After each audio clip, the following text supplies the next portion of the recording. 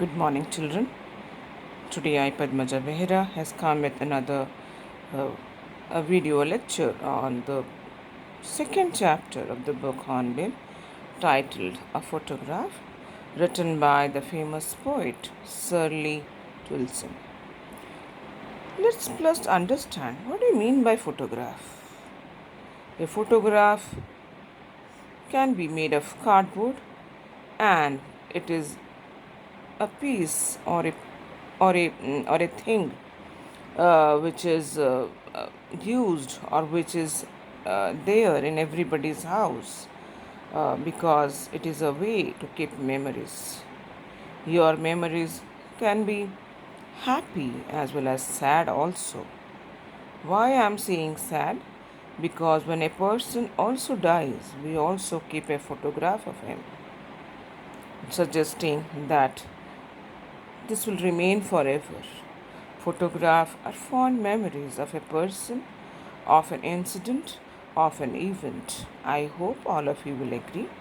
Now let's proceed to the theme on which this poem is based. The poem is based on the theme of impermanence of human beings. All of you know we all are human beings and we are mortal, whereas the nature is permanent. Nature is everlasting.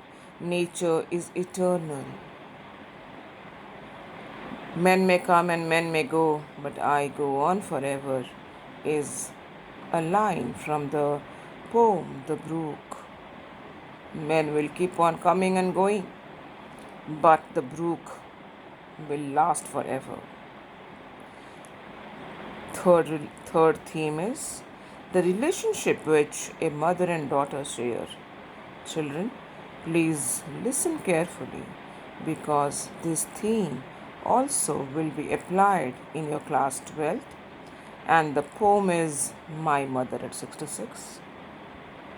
There also the poet has described the relationship between a mother and a daughter. Loss of someone leaves a deep void. When we lose someone, we are left with nothing but a very big vacuum, which is very difficult to fill. Photograph helps us to relive our past. Let me give you a brief introduction of this particular poem. The poet remembers her mother who died 12 years ago, and a photograph is there in their house, which was a beach holiday of her mother with her two cousins, Betty and Dolly. The picture has three girls, in which the middle one is the tallest and the eldest, and she is the poet's mother. The poet has nostalgic feelings looking at the photograph as the mother is no longer alive. So she remembers her mother by looking at the photograph. Similarly, children, we also get a lesson from this particular poem that how death silences everything. After a person's death, we are left with nothing but a very big vacuum, a deep void. And after somebody's loss, we are left with nothing. We become hopeless and speechless. Let's proceed to the poem then. Now, to begin with, let's start with lines 1 to 4. The cardboard shows me how it was when the two girl cousins went paddling, each one holding one of my mother's hands, and she, the big girl, some 12 years or so. The cardboard, that means the photograph, shows how it was when the two girl cousins are Betty and Dolly, when they had gone with the poet's mother paddling. Paddling means walking in the beach. Each one holding one of my mother's hands. Each one, both Betty and Dolly, were holding the mother's hands because she was the eldest. She, the big girl, she is the personifying the big girl who is the poet's mother, some 12 years or so. So the literary device here will be personification. Some 12 years or so means the poet's mother was 12 years at that point of time when the picture was taken.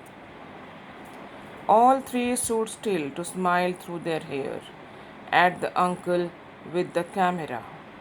A sweet face is justifying the mother's face. That was before I was born, definitely, because the mother also was too young, so she was having a sweet face. And the sea, which appears to have changed less, the sea has not changed much because the sea is permanent, and it washed their terribly transient feet. The sea, which is permanent, has washed the terribly transient feet. Just understand this difficult phrase. We are all transitory beings. Who? We human beings. So the sea is washing away the feet of the people who always go to the sea. And the sea is still there, but the people, the transitory beings, have passed away. They are no longer alive, suggesting that the transitory beings, that is, the human beings, will come and go to the sea beach, but the sea will remain forever. I hope you have understood this.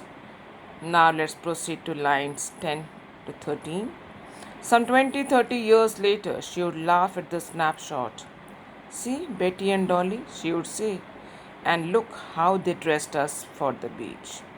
20-30 years later, that is after the poet is with her, the mother would laugh at the snapshot. This was the memory which the poet had of the mother, and how the cousins Betty and Dolly were dressed up for the beach.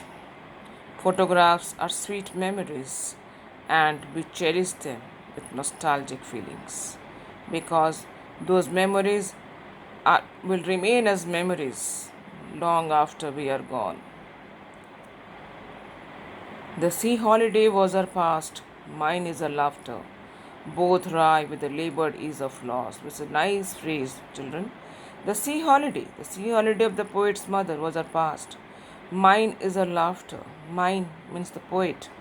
Poet is reminiscing the good old memories of her mother. She remembers how the mother used to laugh at the snapshot.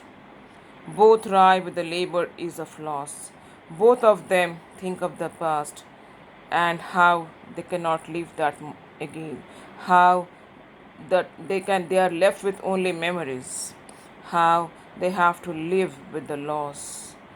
Both means the poet and her mother. Rye with the labored ease of loss. The literary device here is oxymoron. Labored as well as ease, the two contrasting words. Both of them have suffered losses in their life, and both of them have to live with it. I hope you have understood this. I'll repeat it again. The sea holiday was her past, mine is her laughter. The poet's mother's, the sweet memories was the sea holiday, and the poet has memories of her mother's laughter, how she would laugh at the snapshot.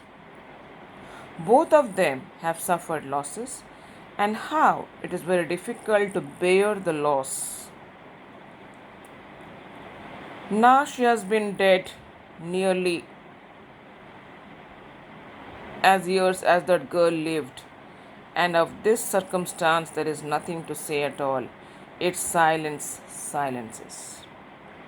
The mother has died 12 years ago, the same age her mother was in the photograph. Whenever the poet thinks about her mother, she is expressionless. She is left with nothing except a deep void. Death has silenced her mother, and she is left with nothing, only silence, as death silences everything. I hope this poem is clear. Silence silences. The literary device here will be alliteration because the S sound is there. Now she has been dead. The poet's mother is dead, for 12 years. And the poet's mother in the photograph was also 12 years. So the poet is left with nothing except the memories of her mother, because after somebody's death, we are left with nothing except memories. Now let's look at the poetic devices.